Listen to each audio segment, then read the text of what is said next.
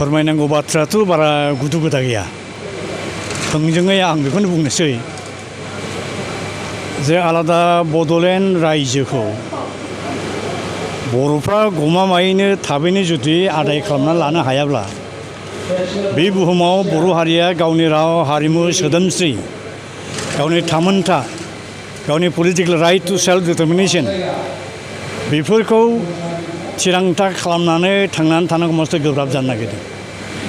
जोङो अलरेडि बड'लेण्ड आलादा हादोर नांगौ होननानै दुलाराय बर' फरायसा आफाद बिपिएसि भलुन्टियार फर्सनि आरो आइएफआ रायजो नाजालायनायाव 1987 निफ्राय 1993 सिम उपेन्द्र ब्रह्मआ जेब्ला एबसुनि आफादगिरि दंमोन, आं जेब्ला बिपिएसिनि चिफ कनभेनार दंमोन आरो एडभाइजार दंमोन एबसुनि, बे समाव जों गिलु बालु डेम'क्रेटिक पिसफुल मास मुभमेन्ट खालामनानै जोङो बड'लेण्ड अट'नमास काउन्सिल मुंनि मोनसे गोदान राजखान्थियारि एरेन्जमेन्ट आसाम स्टेट एक्टनि आन्दाराव जोंनो होनाय जादोंमोन।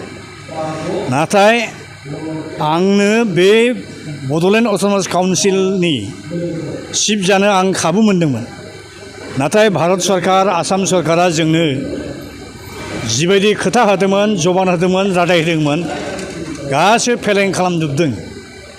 केस उइथ्र' खालामाखै, मार्चियारफोरनो एक्सकिउज एग्जाम होनांगौमोन आरो मुभमेन्ट समाव जिखिनि डेमेज जादों लामा सामा स्कुल कलेज दालां दंग' बान्दो जाम्फै बेफोरखौ रिकनस्ट्राक्ट खालामनो थाखाय जोङो रां बिदोंमोन। बे रांखौबो आसाम गभर्नमेन्टआ हराखै। बिनि थाखायनो आङो अखाफोर 6 दाननि उनाव आं बिएससिनि चिफनि मासिखौ जोगदावनानै आं रिजाइन होना फैदों।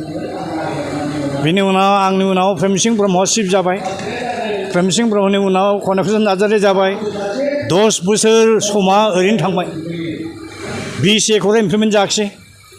बिनि उनाव माखासे जोंनि जोहोलावफ्रा हाथियार लानानै आर्म स्ट्रागल खालामनांसिगौ होननानै बिएलटि मुंनि गोदान मोनसे मिलिटेन्ट आफाद दाबाय।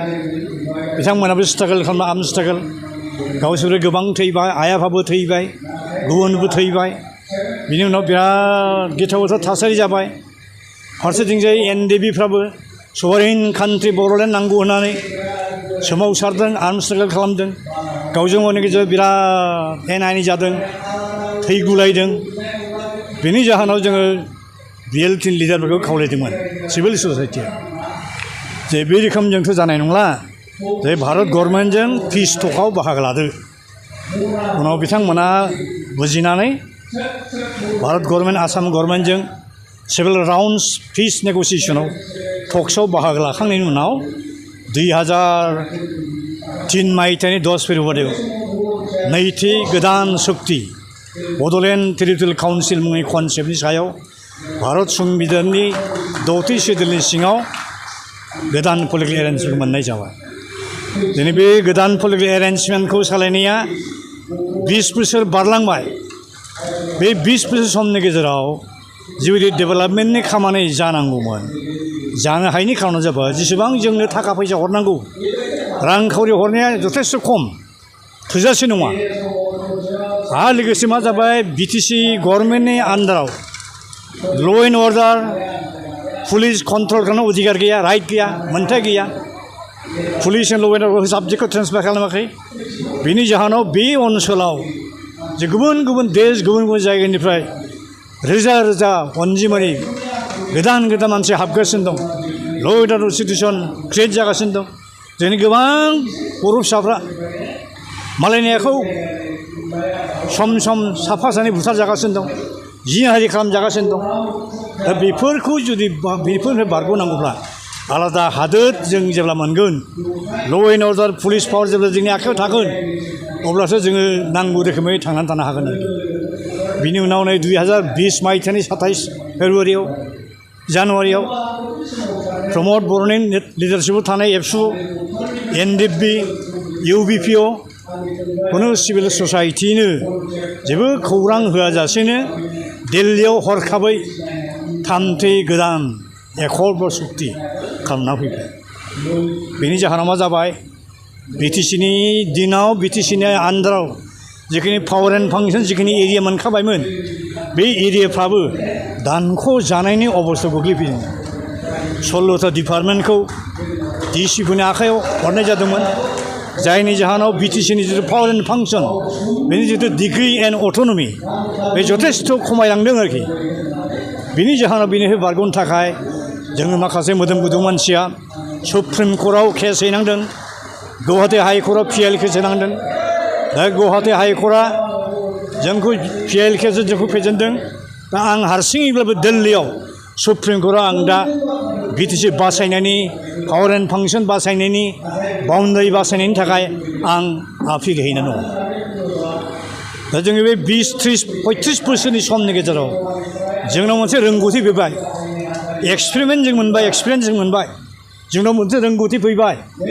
जे आलादा हादर बड'लेण्ड मोनाब्ला बे बिटिसि होन बिटिआर होन बेजों खुनु रोखोमै जोंनि बर' हारिया जुगे जुगे बे बुहुमाव भारत हादरनि सिङाव सोद्रोम बारग'सा हारि हिसाबै थांनानै थानो मोनसे गोब्राब दङ नागा मिज' अरुणाचलिस गार' खासिया जयन्तियाफ्रा जेरै 5 लाख 10 लाख 7 लाख 12 लाख 15 लाख जुदि सेपारेट मोनोब्ला बर'आ जेराव 20-25 लाख दं जोंनि प्रप'ज बड'लेण्ड एरियायाव बुरलुंबुथुर दैमानि साहा जों माने सेपारेट मोना आरो जोंखौ खेबथाम थाखाय बे भारत जेब्ला जों गभर्नमेन्टजों सावरायो गभर्नमेन्टआ बुंबा बै समाव जे खुनु रायजोखौ बुखावनानै रावनोबो गोदान रायजो होनायनि भारत गभर्नमेन्टनि आखायाव खुनु थांखि नाथाय जेब्ला साननाय जागोन आलादा गोदान रायजो दानायनि नोंथांमोनाबो चान्स होनाय जागोन नाथाय जोंखौ थगायबाय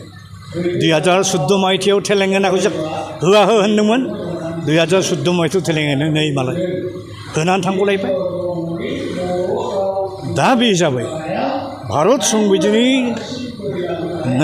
2-3 आर्टिकेलाव रोखा लिरनाय दं इन्डियान पार्लियामेन्टआ सुप्रिम अथरिटि सेपारेट स्टेट होनो हायो गोदान स्टेट होनो हायो मोननै मोनथाम रायजोखौ दाजाबनो हायो आरो जोंनि इन्डियान कनस्टिटिउसना जों जिखिनि मिथिगौ बियो फ्लेक्सिबल बेखौ जेरै नांगौ एरै सोदांनो हायो बे स्टेटिक नङा बे इनिलास्टिक नङा गोसो जाबानो गभर्नमेन्टआ गोसो जाबानो इन्डियान पार्लियामेन्टआ भट लकसभा ओमफ्राय रायजो सभाया बिल पास खालामनानै सेपारेट स्टेटखौ दाना होनो हायो तेलेंगानाखौथ' खुनु प्रत्येक गावहोआमोन अन्ध्र प्रदेशनि मानसिया